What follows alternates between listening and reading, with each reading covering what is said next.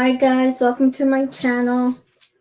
Today we are doing our recap for Love Island Australia season 3 episodes. We're on 13 through 16 and basically it's Casa Amor week. We're going into Casa Amor with nearly everybody coupled up except for Taku. Taku's not coupled up with anybody because based on Australia's previous vote, he has his couple, Emily, was dumped from the villa. So we see Taku is sitting around kind of sad and hurt to see Emily go. He thought it was the start of something good. He thought that he had finally found the connection that he needed to grow in the villa. And he's a bit disappointed. Aaron, of all people, comes to comfort him, asks him, does he want anything to eat, anything to drink? And then they sit down and have a conversation, and Aaron just really encourages him to not give up, to not think that he won't be able to find love, that there's going to be a girl who walks in for him. He just has to be patient. Tina, on the other hand, who was nearly dumped instead of Emily, is happy. She's happy to finally be coupled back up with Mitch. She's happy that she wasn't dumped. She's just happy that she can move forward. Mitch is also happy that he's reconnected with Tina. So we see that the next morning, Mitch makes Tina breakfast, and the girls get a text about a girls' day.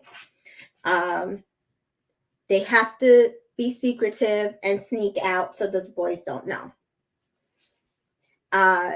They sneak out, and then they kind of go on like a picnic that we see. And hi, Brandy. Yes, I do agree. Emily needed to go. I was kind of sad to see Ari leave, but I also feel like at that point she wasn't building any connections either. And I'm not even sure, based on the guys that I see coming into Casa Amor, she would have found her connection at this point.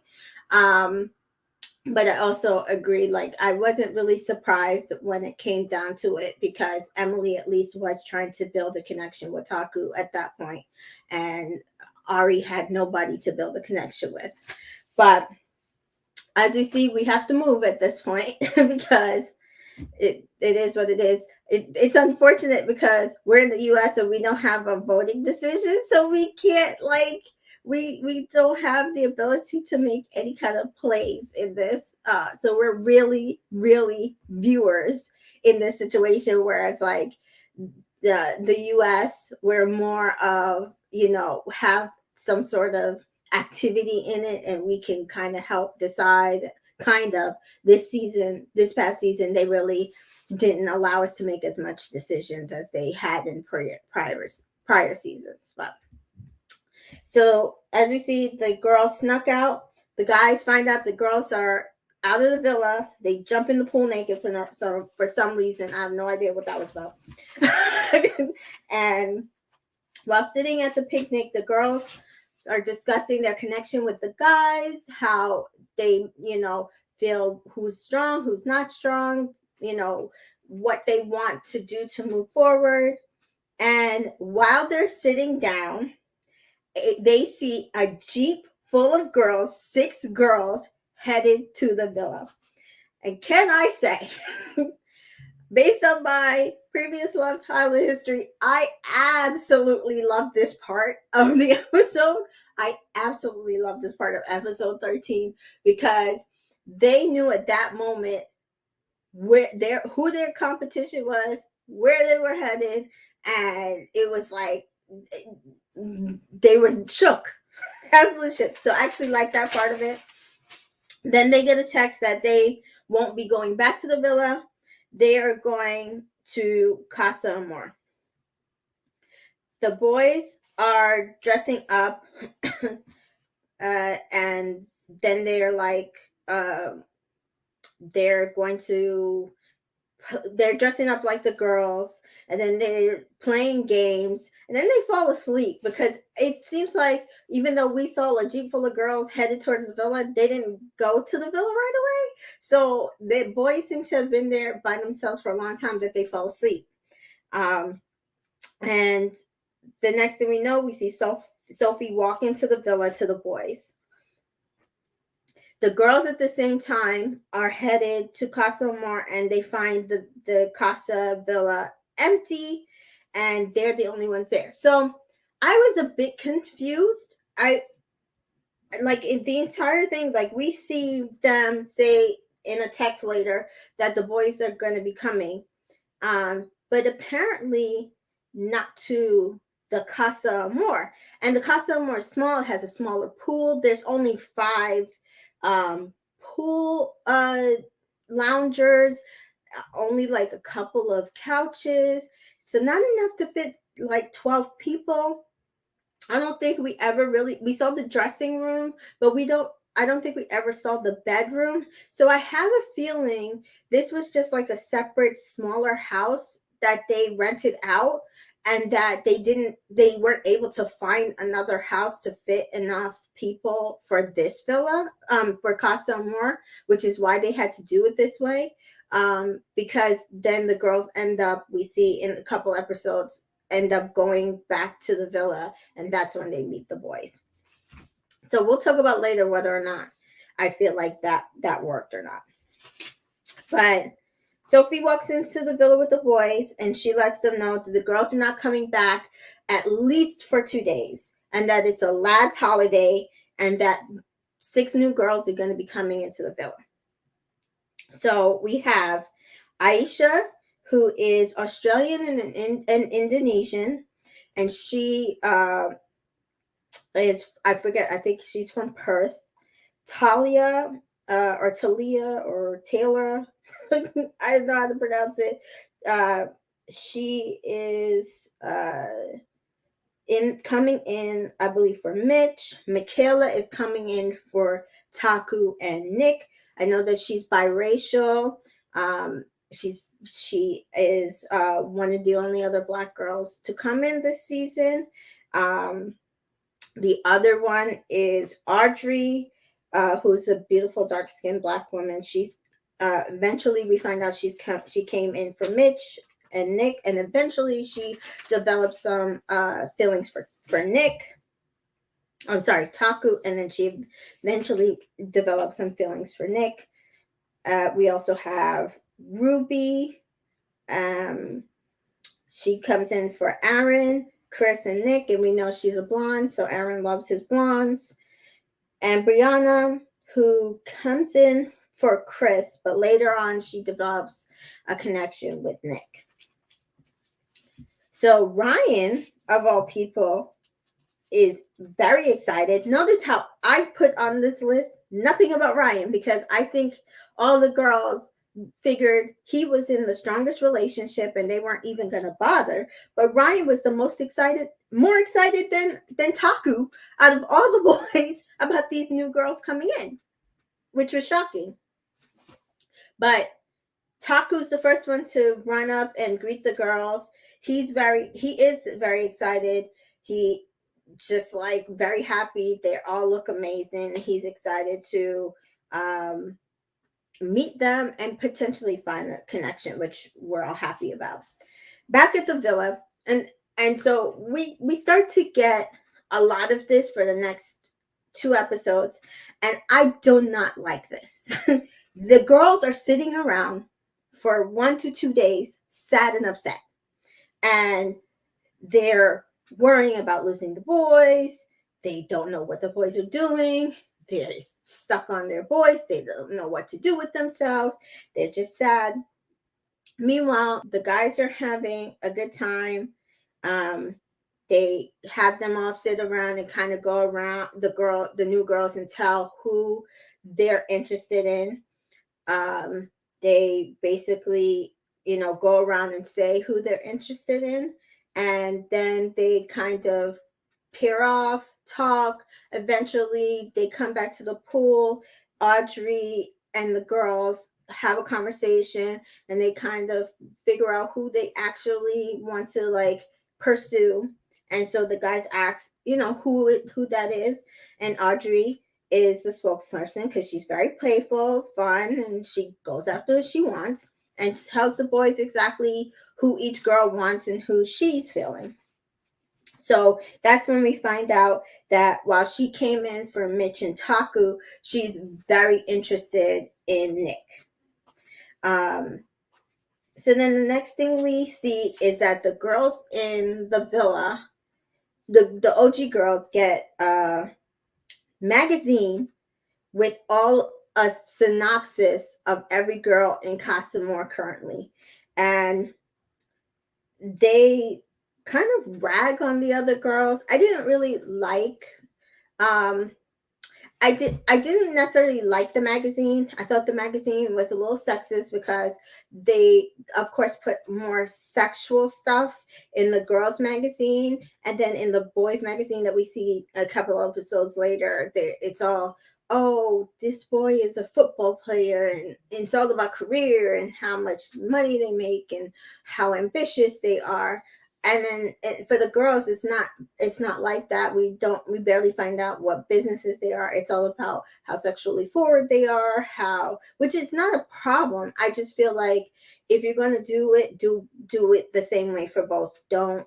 So it just made it easier for the girls to feel like, oh, well, they're too sexual.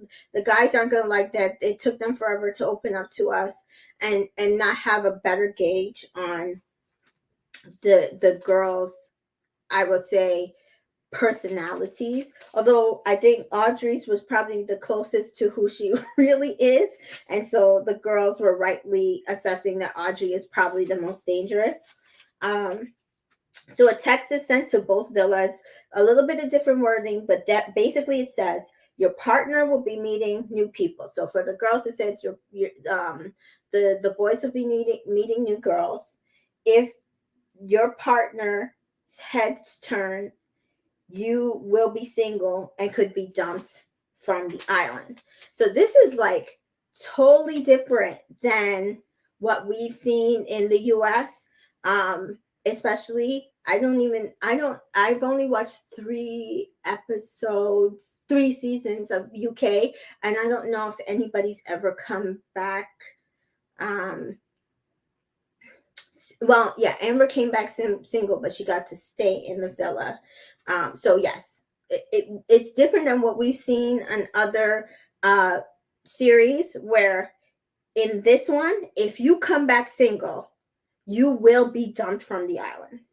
And that is like really a scary thing to do. And I also don't know if I like that. Like, I don't feel like it's fair. If you don't find a connection with somebody, or if your partner finds a connection with somebody else and doesn't pick you, how is that fair to dump you?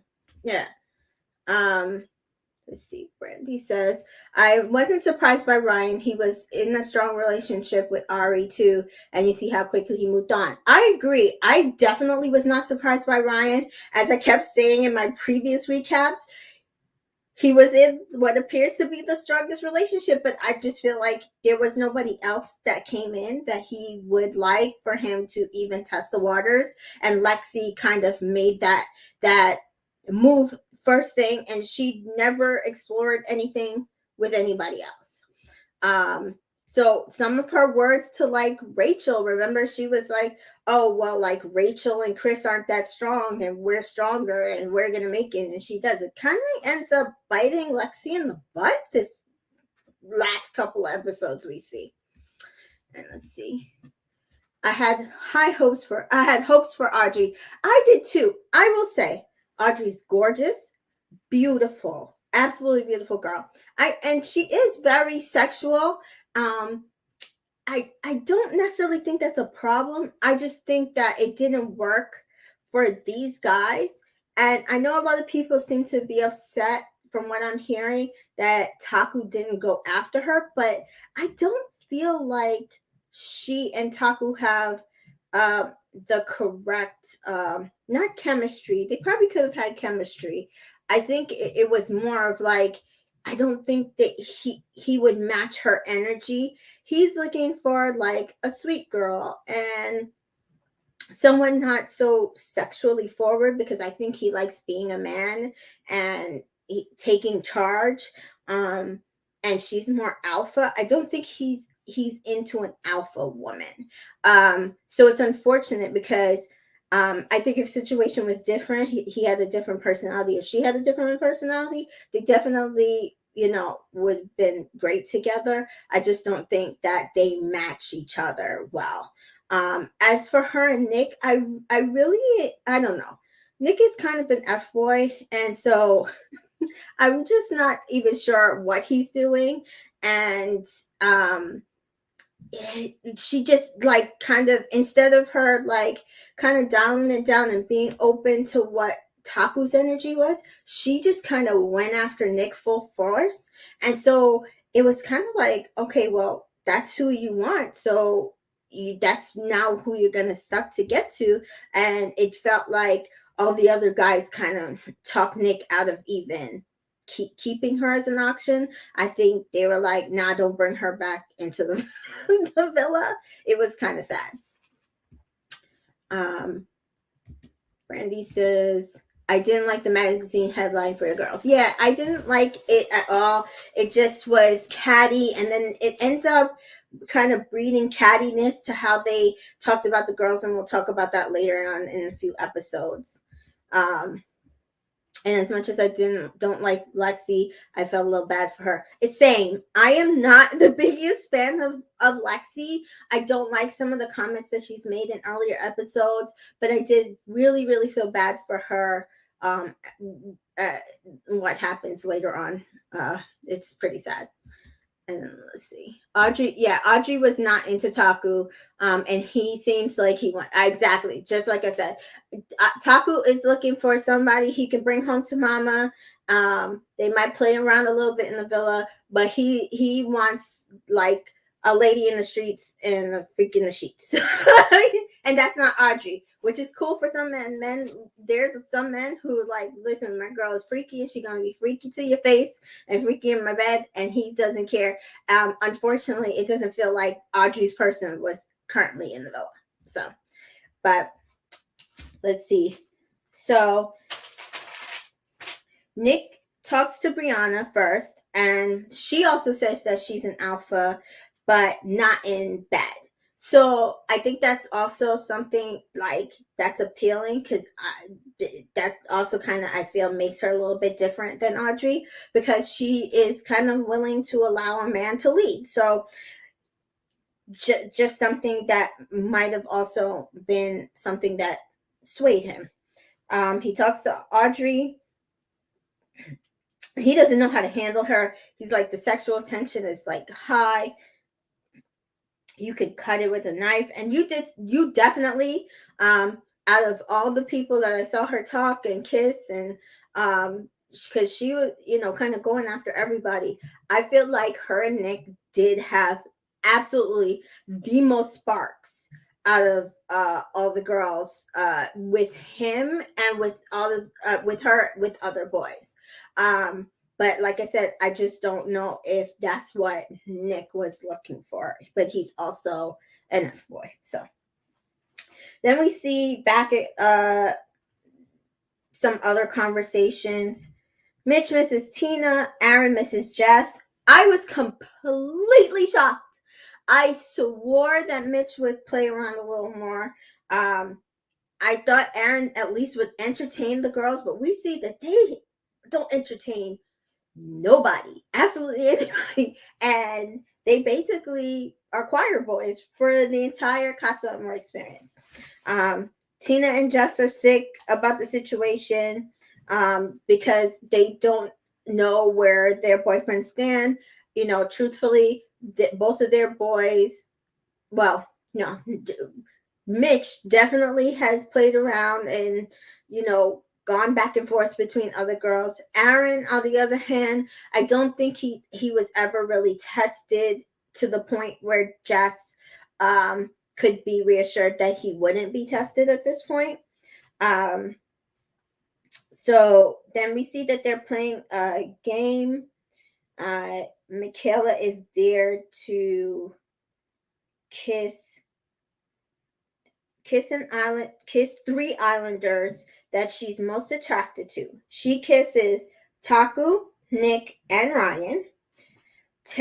Taylor is dared to kiss two islanders that she's attracted to. She kisses Ryan and Mitch, but he does not actually kiss her. He kisses her on the neck.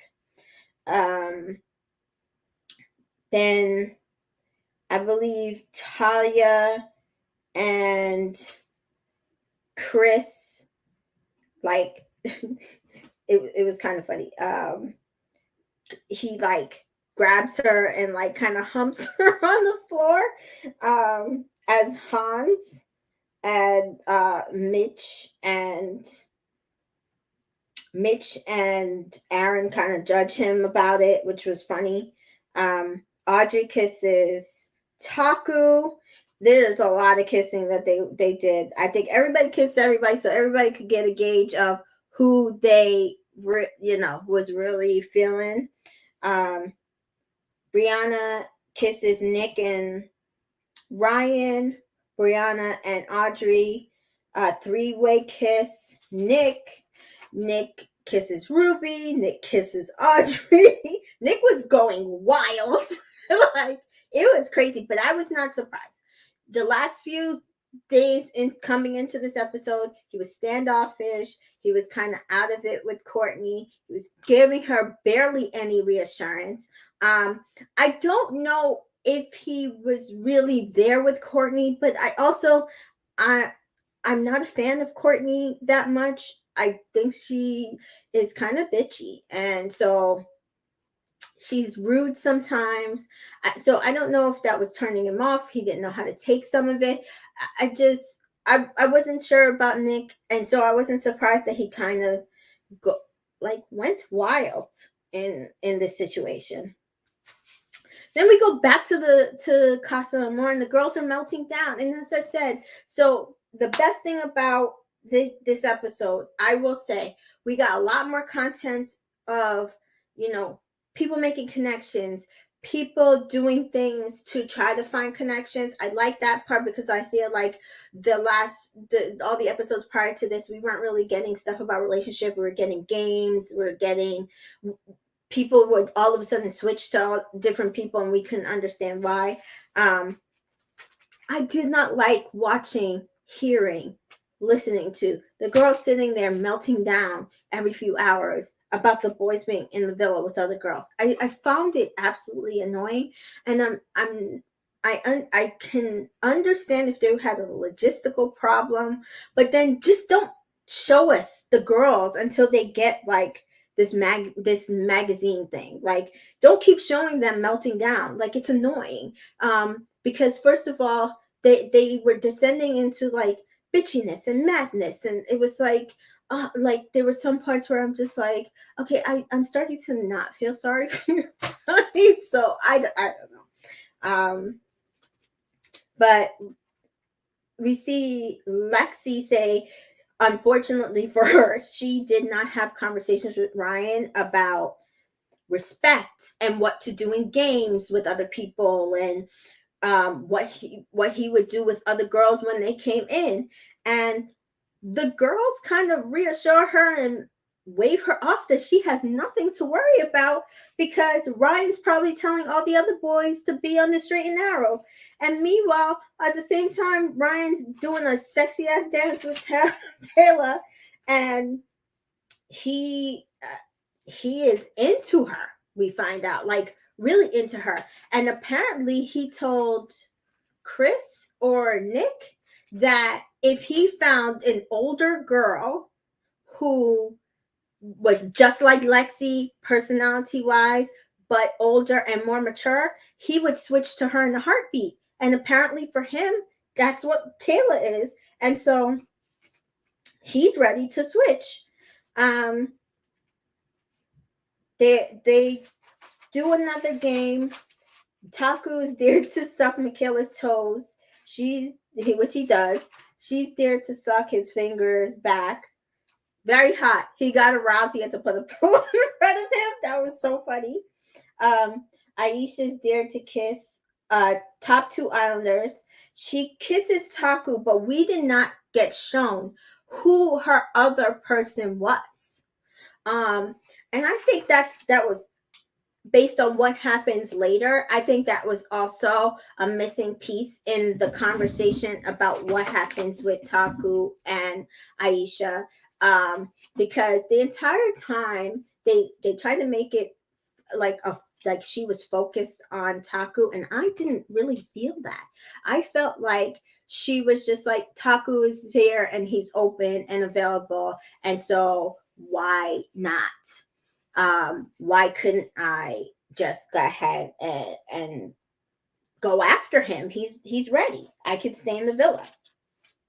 Taku has two women basically into him though, and he doesn't know what to do about it. He has Aisha and Michaela. And apparently Aisha is into fragrances like Taku is, which he's like, we have so much in common. I'm like, dude, she just likes how fragrances smell. I like how fragrances smell. I'm like a man who smells good. I like really nice cologne. Doesn't mean that you and I would be a match or have a connection. So I don't know about all that. Michaela says Taku is the only one she was into. She came in for him, and he says that he's not into games. He doesn't want to play games. He wants somebody that he can build a life with, build a relationship with. And I think we've seen that's what he wanted to do from the beginning. The problem is I feel like with this situation, he absolutely rushed to make a decision because of the time crunch that they were on, and he did not take the time because I feel like, oh gosh, who can I compare it to? I feel like he made that decision because he did not want to seem like a player. So he's like, I have these two girls. I got to make a choice. And I feel bad about coupling up with one person. So I'm going to make the choice that I'm going to go and choose this person because we have these connections that I think are probably stronger. Brandy says Taku was moving too fast. He should have given both girls an equal amount of time. And I agree. I feel like what he should have done, instead of apologizing, because he does ask Michaela if she wants to. They had a really deep conversation, and I thought that they had more chemistry. I thought they had more of a connection. He asked her to share a bed with him. And I thought I did not have a problem with that. I actually thought that was the right decision, because my thinking was, okay, you share a bed with Michaela tonight, and then maybe tomorrow you share a bed with Aisha. You see how, both situation feels. You make a decision. And I didn't even realize that they had more time to make this decision. I'm thinking, okay, the guys are going to show up to Casa Amor tomorrow. And so the guys have to make a decision in like 1 to 3 days. And then, he'll have, that time being together with her and being together with Michaela to make a decision. But he ended up having probably about 3 to 4 days to make a decision. And so I think he should not have made a choice the next day like he's going to. So then we see Ryan likes Talia a lot. Again, he says she's like Lexi, only older and mature. And he said if he would ever, if they had both walked into the villa, because Taku asked him, if they both walked into the villa day one, what would you do? And he was like, I would have picked Talia. And he's like, well, then that's your decision. So Talia talks to Mitch, and she's like, she wants to pursue Ryan. Mitch is like freaking out a little bit, which we're going to talk about that. He absolutely annoyed me for 4 episodes. It was literally annoying the way Mitch was reacting to Ryan exploring things with Talia. But basically, Ryan and Talia talk, and they decide that they're gonna share a bed. Let's see. Brandy says Ryan reminded me of Jake from UK in that moment, and I got so annoyed. Ryan, I just feel like he is not a relationship person.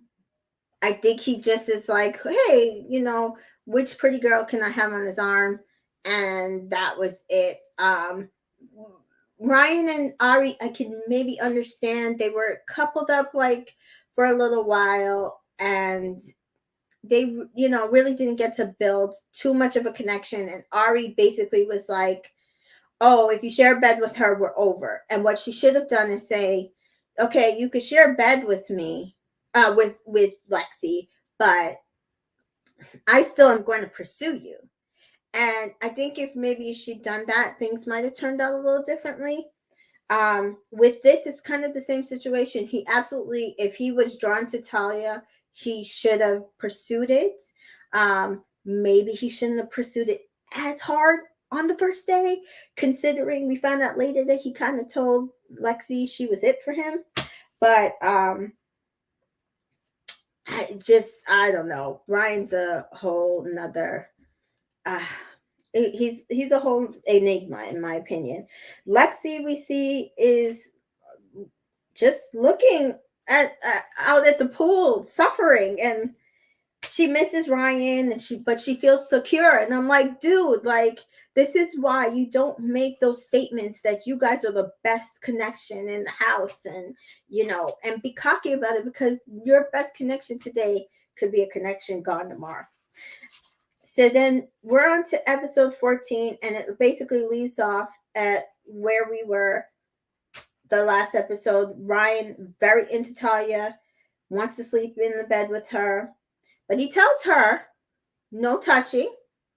He's going to put a pillow wall, maybe a little cuddling, but no touching. So he does try to slow his roll a little bit.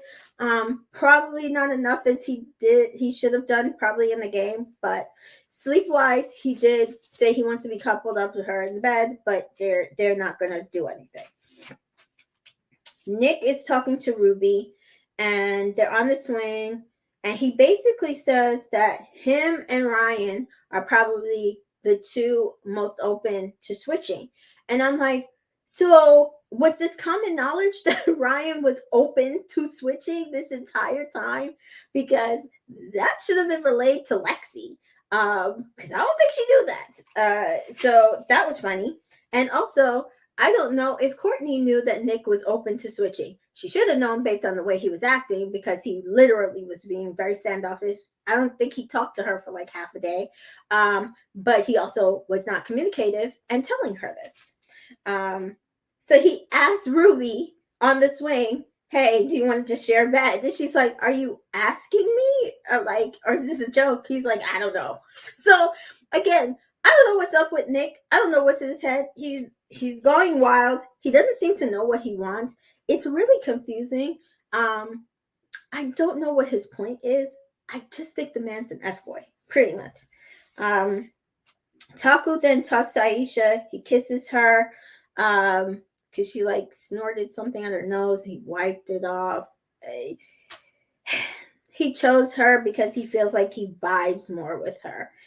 I was not seeing it. She's a beautiful girl. She seemed like an okay personality. I literally was not seeing the vibe he was saying. Maybe they were cutting the vibe out in the editing room. I don't know, but I wasn't seeing it. I was very annoyed because I was like, he then feels like he may have made a mistake in asking Michaela to share a bed with him, and I'm like, but I don't understand. You have two girls who are going after you. Just see which one that you make a connection. You had 2 days to figure it out. You sleep in the same bed with Michaela today, and you sleep with Aisha tomorrow, and see which one really is drawn to you, and you're drawn to them. So I don't know, man. I love Taku to death. You guys know, but I'm always gonna be honest. He really should have slowed his roll in the situation. But it might have been a case of too much coming at him too fast, and he didn't know what to do. But he really should have totally slowed down. Michaela is excited to spoon, and she's insistent they're going to be kissing in the bed. It's really sad because I think Michaela really liked Taku. And it's not that she was being cocky about it. I think she really liked him coming in. And then when they had a conversation, I really think the conversation was really connective, very deep conversation. And she's like, oh my God, he really is as good of a guy as I see on a scene in whatever she saw coming in. So it was sad because I think she was so excited to the point that later on we see it kind of devastates her when things go the opposite way. And so then we go, the girls are going to sleep in casa, no boys are there, so confusing. But we see bedroom situations. Aaron's alone, Chris is alone, Mitch is alone. Taku's with Michaela. They do kiss a little bit. It was like a cute little kiss. I liked it. Ryan's with Talia and Nick is with Ruby, but they're like backs to each other. Let's see. Get some comments here. Let's see. I was shocked how Ryan was crying when Lexi was almost eliminated. Yeah, that's what I was saying. I'm like, the way that he was freaking out when Lexi was almost eliminated, I would have thought he would have slowed down a lot more than he did. But he went full force day one. So was the connection between him and Talia just that high? Or was he just playing Lexi that entire time? Like, dude, you were crying. Were the tears fake? Like, that's crazy. Let's see. Randy says, I liked Michaela for him. And then he ended up making her feel exactly. That's how I felt too. He does end up making her feel the same way he ends up feeling. I wasn't seeing any vibe between Aisha and Taku other than he probably is more attracted to her. I agree. And that's not I don't know, because to me I feel like they have similar coloring. They're both people of color. Aisha and her just have a slight different features, but body wise, I think Aisha is shorter maybe than Michaela. I wasn't seeing the vibe either. I don't know what it was. At all.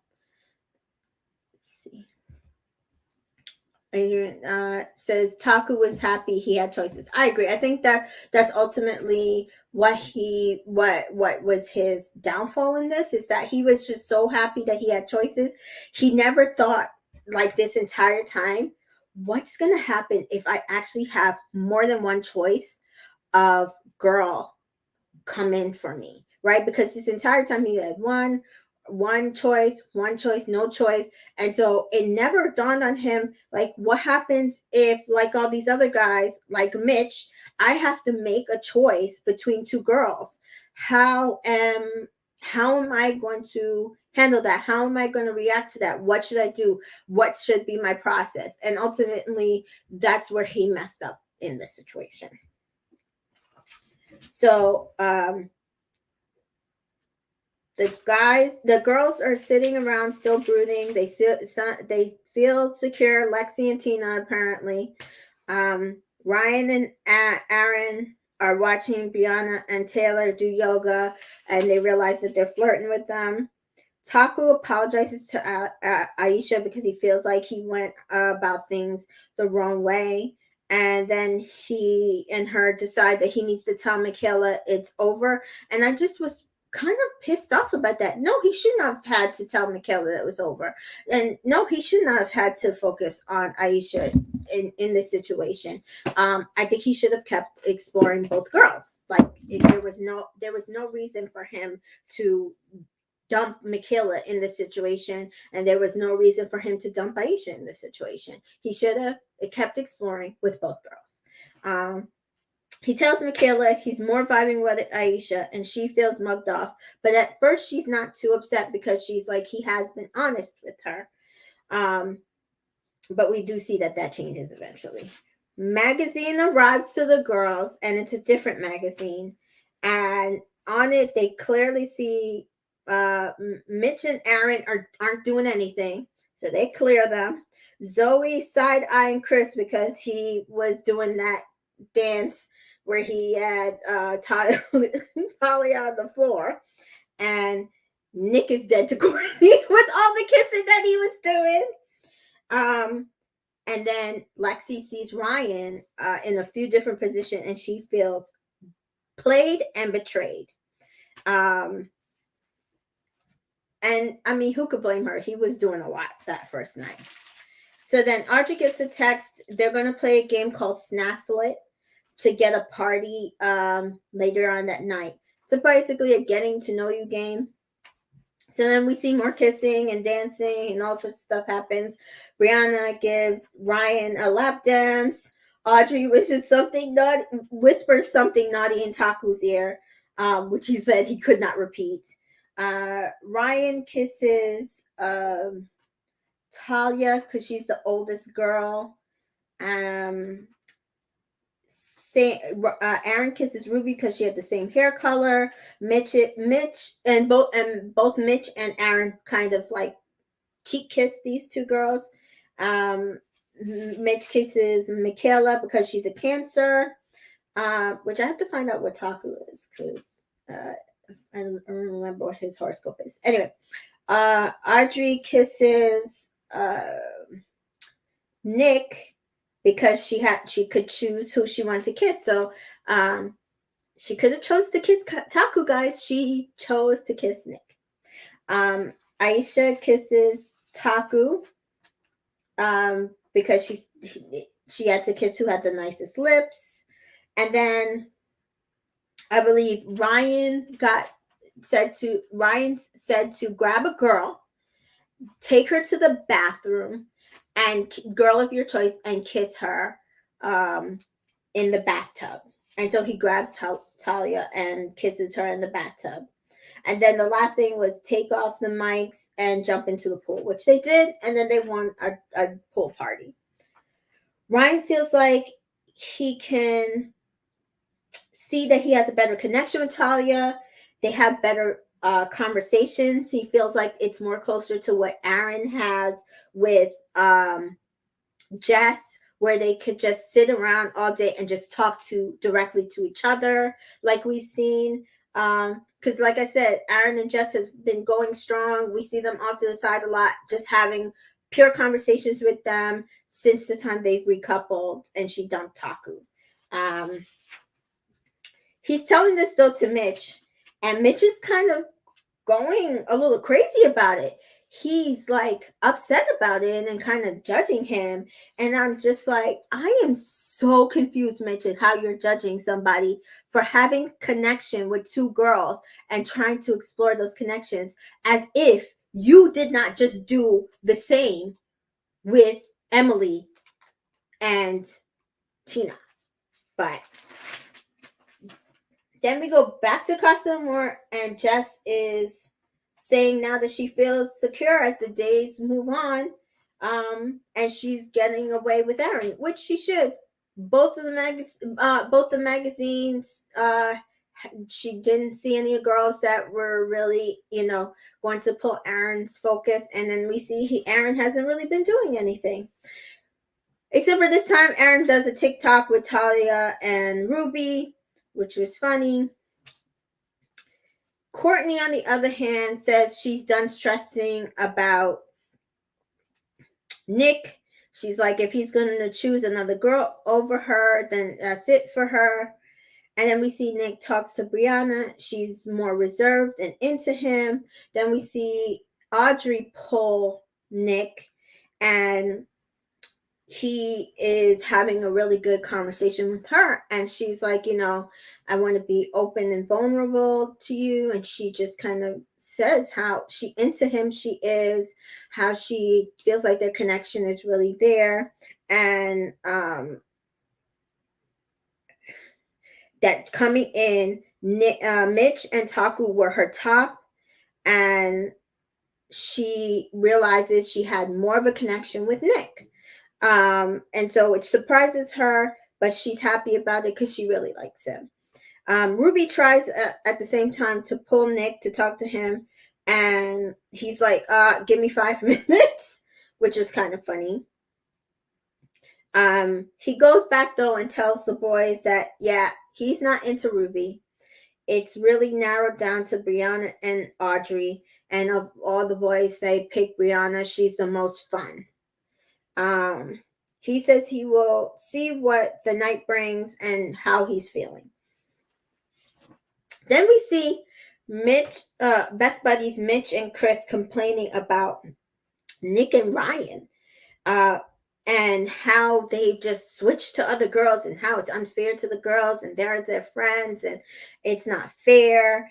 And the narrator points out correctly that it's rich considering what Chris did with Rachel, in that Rachel was dumped one day, and then the next day Zoe came in the morning and he automatically went to her, and that Mitch was going in between Emily and Tina. So it's kind of like, how hypocritical are you too? And maybe just like stay out of it, and like if you're not going to either be there for your guy or say it to his face, like stay out of it in total. Anyway, the producers then send the girls a present, which is a video on iPad.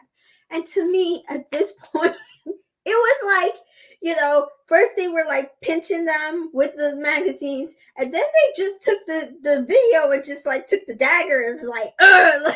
And I was like, and even Zoe says this, she's like, first it was like, ugh, and then it was like, oh, and then it was like uppercut. And I'm like, yeah, for real, like, this is overkill, guys. We get it. Like, they see Taku talking to Aisha, they're happy for him. They see Mitch and Aaron is getting a pass because they really aren't doing anything. Zoe's a little upset at Chris because he pulled Hans out for the other girls and thought it was like their thing. And which I'm just kind of like, that seems to be what Chris does for party tricks. So I'm not sure why you thought it was some sort of personal thing between you. I mean, no guy just all of a sudden creates some sort of secondary character to themselves on in a relationship. I'm pretty sure he's had that character the entire time and just pulled it out for you this time. That's it. Nick's flirting with Audrey, and he's kissing a bunch of girls, and basically Courtney's like, oh, I'm done with him. He's done. And then Lexi is mad at Ryan because he's pulled Talia into the tub, which Tina does say, but could that have been a game? And they're like, oh no, but he's by himself. But as we know, even in Love Island USA, Cash had to do a game with Isaiah, and she pulled him into a hallway and kissed him. And so the game, just because it's not around other people, doesn't mean that the game is not happening. So the girls are pissed. Courtney basically annoys me because she seems to think that she's the queen of the island, and queen of Love Island and the villa. Talk about, well, when I go back to the villa, I'm telling this guy he can go. I'm cursing this guy out. And I'm like, dude, like, how about you focus on your own relationships? I've said this last recap, and I'm going to say this again. My annoyance with Courtney is that she focuses on what everybody else is doing, and instead of working on what she needs to do to find her best connection personally. The villa has a party. They get some Polaroids. Nick pulls Brianna to talk about him and her. He basically talks just about himself. How he was working out, and says it was amazing and that they work out together, and that they work in the same industry, which he thinks is great. And she's a very similar person to him. Basically, she is a boy, and she even says he is a boy version of her. And I'm like, I don't know if I want to date a boy version of myself, but maybe it'll work. I don't know. And that their couple name going forward is going to be Brick. And the girls are back in the villa basically asking for boys, because at this point they've been sitting in Casa Amor with nothing to do but brood about the stuff that the guys are doing, and they've had no boy interaction whatsoever. And I do not blame him. I was asking for boys about half a day ago, so I can only imagine how they were feeling. So then we're on to episode 15, and the partying is still continuing. Nick and Brianna are still talking about being Brick. They go back to their respective genders. Basically, Nick goes to talk to the boys. Brianna goes and talks to the girls about how great of a connection that they found, and how much of similar that they are, and that they're Brick. Which seems to work for them, because Audrey seems okay with it. She takes it well. Taku then goes and talks to Aisha. They're still kind of just there. I'm just not seeing the vibe, man. But then Michaela comes, and she basically ITMs that she's upset at this point. She needs to talk to Taku and tells him how she feels. So they go and they sit in the swing, and she says, listen, I feel like that the way you went about this was dickheaded. Like, you made me sleep in the bed with you the night before, and then you just ended it the next day. But talk to Aisha first. And I feel like that wasn't the right way to go about it. Why didn't the first night you just didn't sleep with anybody? And I actually said, okay, I can see that. I can see that as Michaela's feeling, that maybe he should have just not slept with either one of them. I personally think like he should slept with one night and one another night. You know, you don't know how you're feeling. Feel it out for both. But I also can very much so agree with that feeling, that sleep with nobody, figure out your feelings, spend time with both of us, and then make your decision. So he says he understands how she feels, because she says she feels led on and mugged off. And he says, you know what? You're not wrong. I fucked this up. I went about the wrong way. I messed this up in total. But what's the issue is she's upset, she's crying, and he doesn't know how to console her without it looking badly. And he also says he feels like he should at this point be a little more selfish and focus on what he feels like he needs and wants, rather than what the other person wants, to try to figure out if he's getting the right idea. So I do understand that as well. So at this point, she's upset. He realizes he messed up, but he doesn't know how to go about making her feel reassured without sending mixed signals at this point. Then we see Lexi is angry and sad. Courtney is pissed off and just ready to go on a rampage.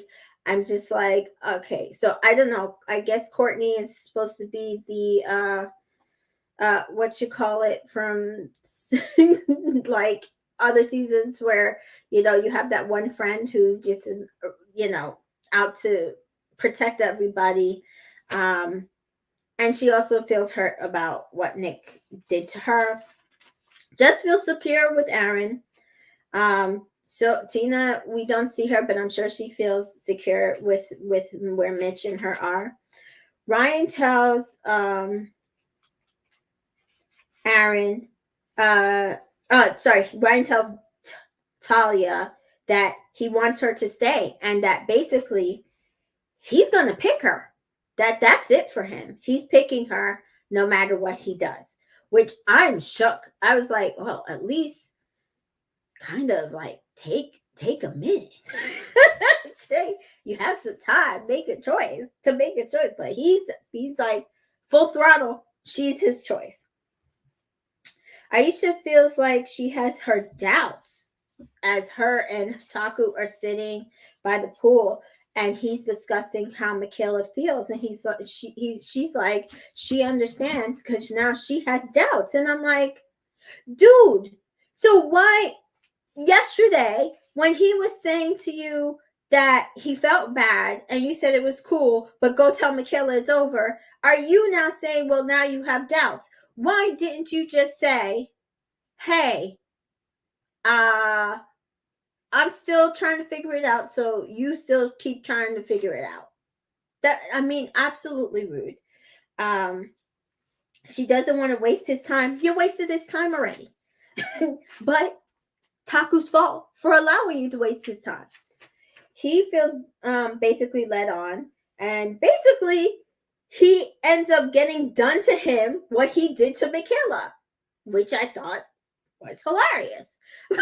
I'm like, at this point, he feels stupid and embarrassed. He tells the guys because he put all his eggs into Aisha's basket and she basically threw it back at him. And that was his fault. He embarrassed himself and he made himself look stupid. And he should not have allowed it to happen. He could have taken the time to explore both women and figure out which one was the best connection for him. So now we see that the girls are all leaving the villa, and that the boys have some time to make a decision, but the decision is stick or twist. So either stick with the person you want or go to a new person. So we see as the girls are leaving the villa, the status is Mitch and Aaron will be sticking with their women. Ryan is done. He's twisting to Talia. Nick, his head is scrambled between Bree and Courtney, apparently. And that he has some time and he'll think it over the next day or so. Taku feels like his time was wasted and he made the wrong moves with Aisha, and he had a connection with Michaela, but he screwed it up. And at this point, he doesn't even know what to do.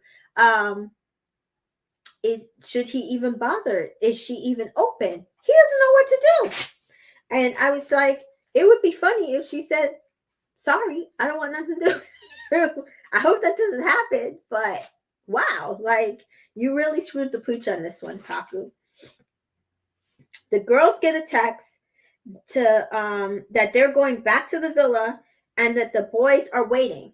And they're like, oh yay, you're going back to the villa with the OG boys. And I'm like, you're not going back to the villa with the OG boys. Like, you guys haven't had your Casa experience. So we see that they come back to the villa and it's empty and they're confused and they don't know what's going on. And then they threw a lot of bitchy words around, like, oh, the whole bags are gone, and that they saw the scrunchie and thought it was one of the girls and wanted to burn it. And I just was a little frustrated. Like, I understand that you guys got a magazine where, the girls are supposed to be sexually forward, but come on now.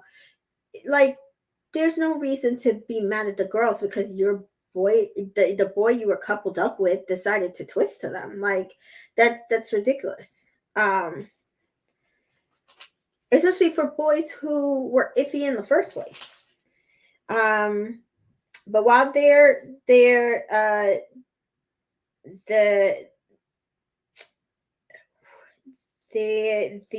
new boys come in, and we have Shane, who wants either Lexi or Courtney, Saudi, who wants Zoe or Jess, Noah, who is into Courtney, Ben, who's into Lexi, Brent, who's into Courtney, Zoe, or Jess. And we find out Brent, his brother, Grant, which is confusing. So if I say Grant instead of Brant anytime going forward, don't blame me.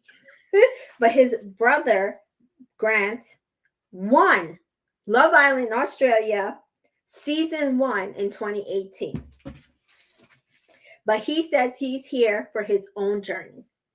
I'm like, then you should have went on a different show, like Big Brother Australia, Married at First Sight Australia. I don't know. But coming on this show is probably not a good idea.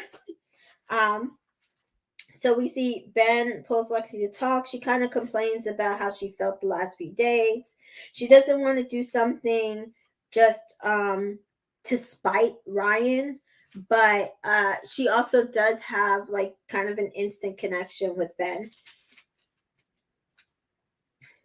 Then we see the boys are in Casa Amor, and they kind of, it light bulbs to them what's going on, that they've come to Casa Amor to just like sit around while the girls are off meeting, potentially doing stuff with new boys in their bed, and that this is what the girls had been doing this entire time. Then Lexi and Ben, they really are hitting it off. They're having good conversation, and she's kind of shocked. And then Brant tells everybody that his brother is Grant, and that he, is there for his own journey. Courtney kind of calls bullshit on him because she's like, oh, well, your brother was a liar, and we think he had a girlfriend who came in the entire time. So she kind of vetoes him off her list. She wants nothing to do with him. Zoe said, oh, well, it's not his brother, is a totally different person. So does one of the guys. So Lexi says that apparently Ryan told her the night before they left was that she was his number one pick.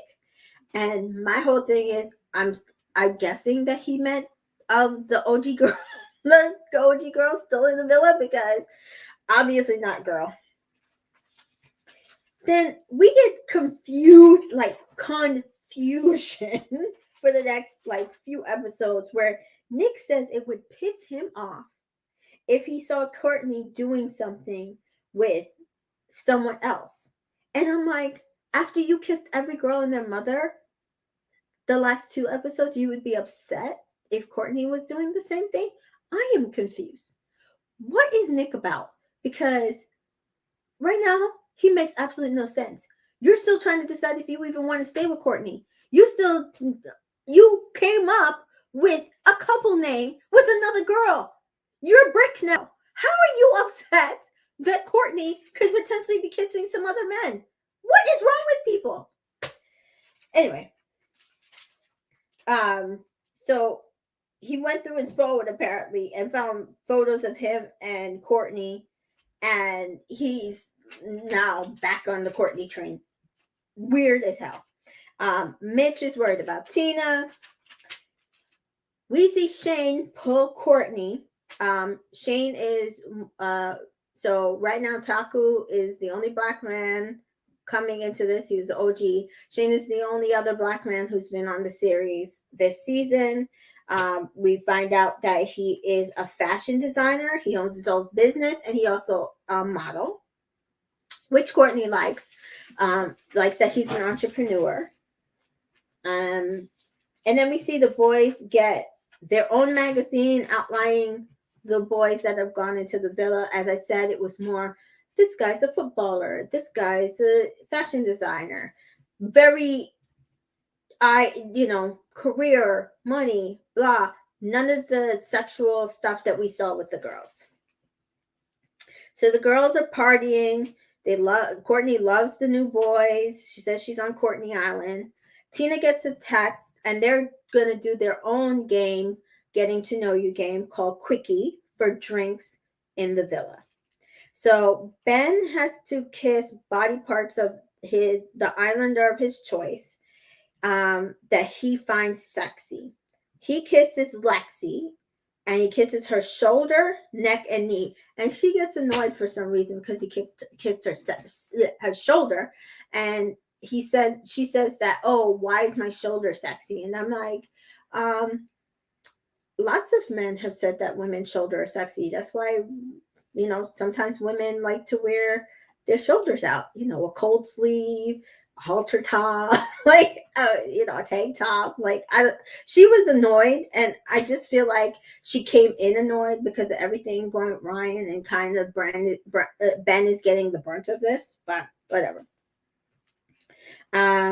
Courtney has to kiss the boy who was born in 1994, which is Shane. I'm like, Lord Jesus, he's that young. Anyway, she kisses him. Then she has to kiss another boy for another reason, which ends up being Noah. Jess has to kiss Shane, but she ends up kissing him on the cheek. Zoe has to kiss the boy, or Brent has to kiss the boy with the girl born in December. I can't remember who was, but whoever it was, and then Zoe allowed a peck on the cheek. Ben has to kiss a Pisces. It ends up being Lexi. She feels guilty. Said it was good, but she feels guilty because she was just coupled up with Ryan. Tina has to give an islander a sexy lap dance. She gives it to Lexi because she wants to stay true to Mitch. Shane has to kiss an islander wearing black. Ends up being Courtney again. Lexi is has to kiss the islander. She had the best first impression, which is Ben. And then they have some little cutesy movements. You can tell that they really have a connection that I think if she was in a different situation, she would have had absolutely no qualms about exploring. But unfortunately, she's hurt. She's upset. And, she's kind of keeping Ben at arm's length. But we see that the girls won, and the girls and guys won drinks for the villa, and they're inside in the kitchen. Courtney and Lexi go to the dressing room, and they're dancing about being kissed by boys. Jess leaves Ben with Lexi. He asks her to sit. So he asked her to sit closer so that they can really talk. And, like I said, she's still kind of keeping him arm's length. And she says, though, that she knows she wants to get to know him. She knows that he might be a better fit for her. And he says that, he's a good guy. He wants to get to know her, too. They really have a connection, and they've had it since their first meeting of the eyes.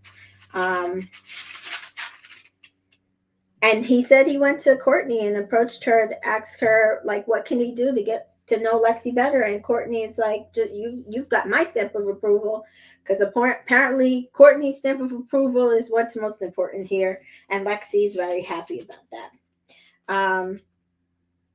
So then we see kind of just sparks flying. He says, Ryan's trash is his treasure. She's like, you're calling me trash. I thought that was funny. Courtney talks to Noah. We see that they have a little something. I don't know. Something about their conversations are a little egomaniacal to me, and I don't know on whose side. It could be both of their sides, but I'm not a fan of their coupling personally. Um, Lexi then tells Jess she misses the boys, and Jess is like, "What'd you say?" And she's like, "I miss the boys." And she's like, "Oh, I miss the boys too. I thought you were gonna say something else, so I was gonna slap you." And she's like, "Oh, she does feel guilty that things are so great with Ben, and that she's done stuff with him, um, and that she's guilty because she was just with Ryan." And Jess is like, at this point, she ITMs it's Lexi's decision, that the right choice isn't going to be easy, which is what she tells her, and it's not going to be comfortable. Lexi's basically like she's on an emotional roller coaster. She goes to their bed and she pulls out their compatibility test, and she kind of just broods over it. At this point, I do kind of feel bad for Lexi, because it isn't easy to switch your feelings automatically, no matter how much you say to your head. You know that this guy is not for you. You know that this guy is bad for you. Um, you have to move to somebody else. So then we see in the next episode 16, Courtney walks with Noah, and they have a conversation. Then she is talking to Noah, and we see Shane kind of ITM that, listen, he is not in any way intimidated, that he also has a connection with Courtney, and he feels like they had really great conversation. And at that point is when I felt like Courtney was probably going to hurt Shane. He seems like a great guy, a really smart, but also passionate and emotional person. And I felt kind of bad for him, because to me, I don't feel like Courtney has a good picker. I think she has a terrible picker. And we kind of see that later on down the road. What I do like about Love Island USA is they have picked two dark-skinned Black men with great hearts, great ability to have conversations, to connect emotionally, to have great conversations about how they're feeling and what they want, and be open and insightful. So that's something that I don't think we've always seen in other Love Island series, especially having multiple dark-skinned Black men doing the same thing. So we see that Lexi is upset. She still wants Ryan. She wishes that she could have had one more conversation with him before coming into this, to know if he was just kissing in challenges, now that she's done some challenges and she knows that it could have been a challenge. But could it be that he was just kissing Talia in the challenge, or was he really gonna dump her and pick somebody else? The other girls are secure with their boys. They miss them, but they just know that they just have to be patient, that they'll be with them. So we see it's nighttime. None of the girls sleep with the other boys. They all pair up in each other's beds. Aaron and Mitch are discussing the next morning what they think will happen with the girls. They basically are both like, when they see their girls at the end of Casa Amor, they're going to sprint to them and run and pick them up, and they can't wait. Then they discuss the Lexi situation. And my whole thing is this producers asking them to discuss it? Because I don't care how they feel. They went through the same things. Either they were on one side or the other, and they had to let it happen. It's not fair for them to be judging Ryan and Chris and whoever else on them having to make decisions that they've already made. Just because you made it with girls who were OGs does not make your situation better, does not make it that you made a better decision or a better guy or anything. While I do agree that Nick is probably a fuckboy, and that Ryan, something's off with him. It's still also not there in their position to judge, because I personally feel like Mitch was being very fuckboyery when he did what he did with Emily. He was clearly leading Emily and Tina on, and then decided that at the last minute that his connection was with Tina, because if he was not ever open and honest, he was not ever open to Emily's advances, or they're trying to allow her to do what she was going to do, he would have never had to couple up with her and never had to then go back and retreat on the situation. He didn't decide that Tina was the person for him until he was coupled up with Emily, and then realized that the person he really wanted was Tina, after Emily had already made her choice. So that's my opinion on the situation. They're annoying me. Ryan is stuck with his decision. He's picking Talia. He's sorry for Lexi. He feels bad for her. He knows it's going to hurt, but he got his pick, and he's good. Ben and Lexi are working out, we see, and they're talking, and she's basically like, I got butterflies for this guy, and she didn't have that with Ryan.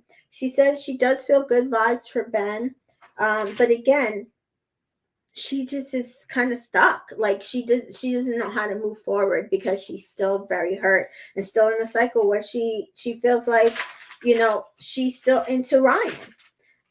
Then we see that they're rubbing sunscreen on each other in the villa. The boys are in costume or playing. Mitch gets a package.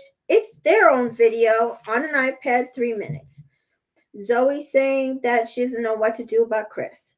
Lexi and Courtney are basically, going back and forth about what to do with their own respective moving forward, and that Lexi feels guilty because she is kissing a new guy, and when she liked a boy 3 days ago, as in past tense. Nick gets sick watching Shane and Courtney kiss, and Courtney and Noah kiss, and he even says that it's not as bad as what he did, but he is still like upset and sick about the fact that she's kissing other guys. And I'm like, is it something like off? Like, did you come in with something? Because this entire thing makes no sense. Absolutely no sense. He is literally still trying to decide whether he's going to pick Brianna or Courtney. It's not like he said, I'm picking Courtney, and now I'm sick because I have to watch her do all these other things with other guys, because I don't even know if she's going to pick me, even though I've picked her. He's still in a decision process of whether he's going to switch from Courtney to Brianna. What is going on here in his head? And then we see Tina and Jess mimicking Aaron and Mitch. Aaron is like, oh my God, they're making fun of us. They're talking about us. He's so happy because at first it sounded like they might be like entertaining other boys, but then he realized that they're mimicking them, entertaining other girls, and he realized that him and Mitch are okay. And then we see Ryan is kind of hurt to see Lexi open up their compatibility test. But he's steadfast in his decision. He's picking Talia. So in the main villa, the girls talk. Zoe says she misses Chris. Tina says she misses Mitch, and that they're kind of in the same boat, her and Zoe. Courtney's top is Noah, and Shane says those used to be her type in college, until she starts to switch to dating Nick types. Lexi feels guilty. She misses Ryan. She doesn't want him to feel watching what she's doing the same way he made her feel. And I felt so sad for her, because that is probably the saddest thing you can think of, is that somebody hurt you so badly, but you do not want them to feel the hurt that the tremendous hurt that they made you feel back. And that's absolutely just sad. So I did feel kind of bad ultimately for Lexi, even though I'm not really surprised. I do feel like she played her hand a little too early with some of the stuff, but I did feel bad for her because she really did like Ryan. She liked him a lot and she felt reassured, but she didn't have the correct conversations with him to see where he was at. Um, and then we see Ben is making her breakfast. She apparently told him that she likes oh, sorry, actually she says to the girls that she still likes him. She doesn't really know what to do, and they said, for her to have some standards, and she's like, I know, I have to. And then we see that Ben is making her breakfast. Apparently she told him that her favorite breakfast is avocado toast and Vegemite, and that she he remembered it and made it for her the next day. She tells him that she's really interested in him, and that she's really happy that he is there for them to explore their connection. Shane, on the other hand, decides to make Courtney a fruit platter. And they sit down and they have a conversation, and there's still lots of sparks going on. He wants to be open and honest with her, and she does tell him though that she loves what he's doing. She really appreciated it, but it's still between him and Noah. It's funny because Noah delivers the platter to them, which was I thought was hilarious. I don't know who decided that, whether it was Shane or whether it was the producers, but that was pretty funny. At Casa Amor, the boys are hanging out. They get a text that apparently Taku and Nick are both going out on a date with Brianna and Michaela. And so Taku talks to an ITM that apparently the entire time he's been wearing Michaela's do-rag on his head all day, which I thought was also cute and funny. And so when she walks in, she looks gorgeous, and he compliments her, and he apologizes to her for what he did in their time together. And he asks her, does she think they could move forward if he does end up choosing her? And she says she just doesn't want to feel like a second choice. And that, she doesn't want to be hurt by him again. Like, if he picks her, is it going to be it? Will they stay together? And he says he does want to figure out if she is the one that he can stay with, but he also thinks that maybe they should just start off as friends this time and build their relationship from that point. And I don't think that's a bad idea, actually, because even he says, the best relationships are built on friendship. And so, I think actually that's a great idea. Not necessarily a friend couple, but a couple in that you have a bond, and then you're going to see where it can go from that relationship wise. I do think that they have a connection. I do think they had the potential to have deep connection. I just think that Taku rushed his decision. So Randy says, I thought it was hilarious. That Michaela now is going to feel like a second option.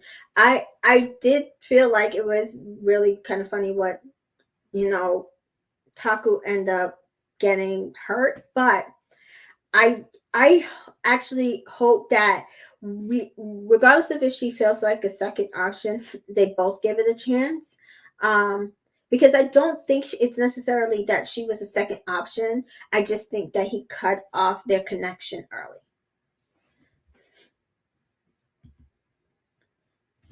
And let's see where we at. Then we see Nick and Brianna have their conversation. He's basically still up in the air. I'm tired of this man. He needs to make a decision. Then we see Courtney is with Noah. She still says it's between him and Shane, and he reminds her of her first boyfriend. He kind of doesn't take that too well. and they talk about the fact that he's a lot more high energy than and which she likes, and he is edgier, which she also likes. And then apparently his name is Noah, like the person in The Notebook, which is her favorite movie, and apparently says he was named after Noah from The Notebook. So she says it feels like she's talking to herself. And I'm like, I am so confused. I really don't know about feeling like you're talking to yourself. Um, I've had connections where I feel like me and the person have so much in common, but they are also a different person. And that, I like that part of the chemistry. I don't know about her and Nick both picking people who are like them in order to couple with. I have a feeling that if they do make those choices, they may actually end up back with each other. Kind of like what we saw in Love Island UK season 7, where we saw Faye pick someone that she felt she had more in common with, more like her, less like the person she was coupled up with, which is Teddy. And then she ended up realizing that that's the connection that she liked, she wanted to keep building, and she ended up going right back to Teddy like within hours. So let's see. Then we see Lexi having a conversation. She basically feels like she's going to be dumped from the villa. She wants to choose Ryan, apparently. But she knows he's not going to choose her. He's not going to choose you, girl. He ain't. And she's overwhelmed and she's pissed off because she doesn't understand why Ryan did this to her. And it's really sad, but there's nothing she could do. That's how she's feeling. The girls understand that's how they feel, that she's feeling. She basically kind of says she wants to do something where she kind of does what Cash did, where she wants to bring Ben back from Casa Amor and have a conversation with Ryan. Have a conversation with Ryan so that she can decide who she wants to be with. And then she will make a decision at that point who she wants to do, who she wants to choose. And at that point, we see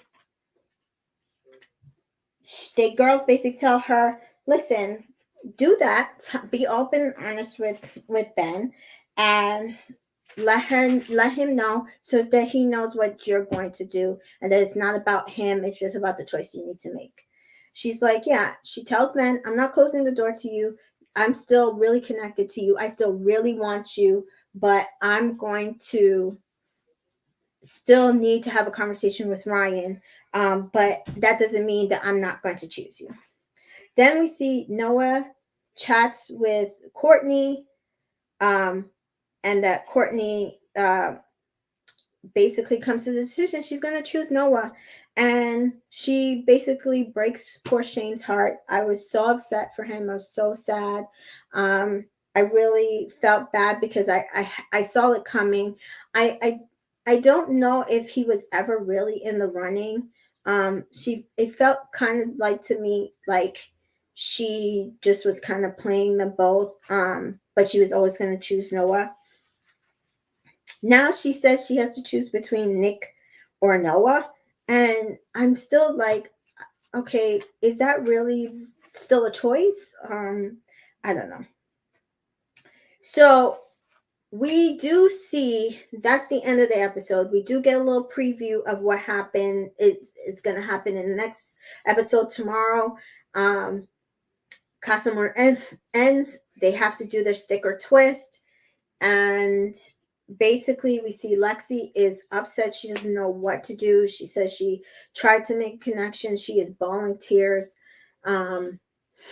She doesn't know what to do. We're going to see Does she decide to stay with Ryan and end up getting dumped, or does she choose Ben and have it out with Ryan later? Sophie tells the audience and the Islanders that Taku tried to make a connection with two girls. He had chosen one. It didn't work out. And so now if Taku comes back single, he will be dumped from the island. And so I really hope he chooses Michaela.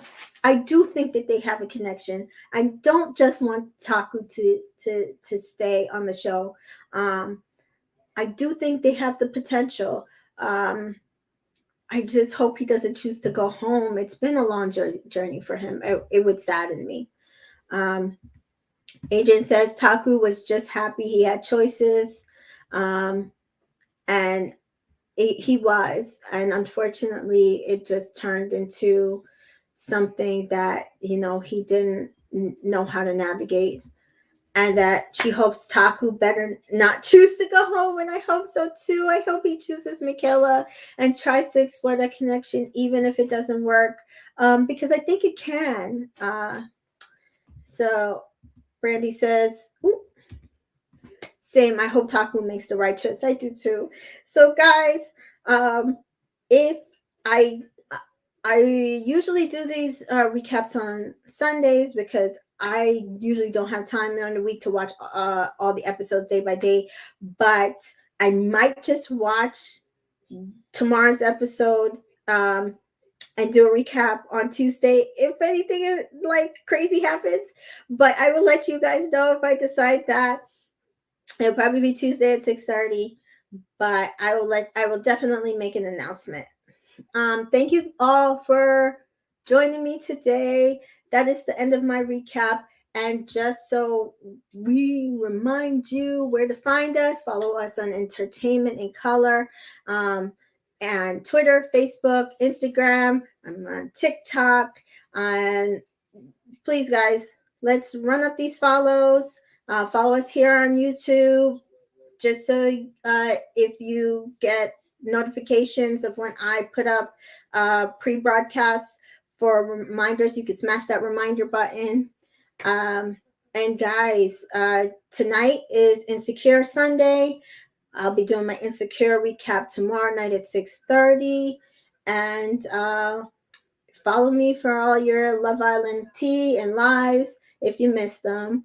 I try to catch as many as I can. So that's it, guys.